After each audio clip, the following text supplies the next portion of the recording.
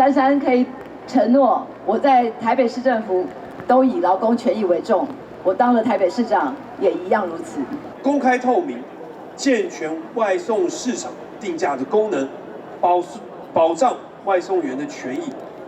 让它的一个价格或它合约要透明化来，那这样才能够形成一个可长可久的一个外送的制度。三个台北市长候选人拢签署承诺书，讲要照顾劳工的权益。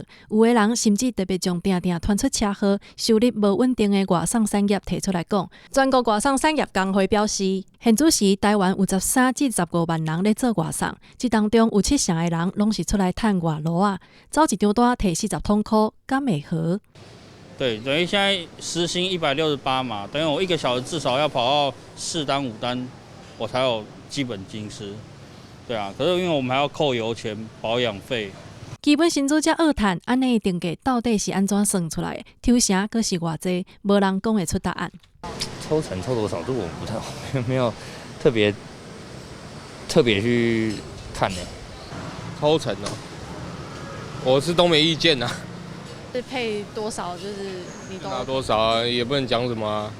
一句无法度讲啥，听到的是外送员对这制度的无奈，因为计价的计算无一个公定的标准，所有的定价拢是外送平台咧决定。全国外送产业工会讲，希望政府做主，参业者做伙定出一个计算的公式，规定因将外送员走的路程长短、抽成比例拢写出来。譬如说，我们会希望说，每一单的单价的计算方式跟里程计算方式都可以公开透明。那以及包含说，我们每一单的到底有没有抽成，或者是每一单怎么样去做计算。除了计价的计算公式以外，外送员伫路面咧走，安全嘛是一个需要关心的议题。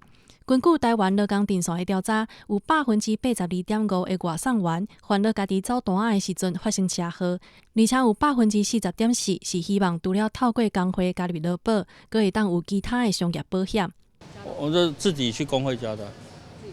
对。会希望平台之间可能平台再给你们，比如说多一些保险。对，那毕竟在边跑那个比较危险。对啊，我们在路上这样跑的话。全国外送产业工会表示，保险制度有影需要建立，但是有当时交通纠纷其实是来自人客也是店家的创治，反映外送员有苦无地讲的问题。我们没有所谓的公开透明而可以申诉畅通的一个申诉管道。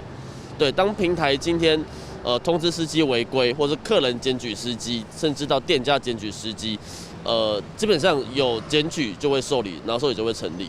外送员面对合约无透明的处境，市场候选人拢有讲要替因改善。毋过，针对外送员申诉的网络甲出车的安全，目前还无详细的讨论。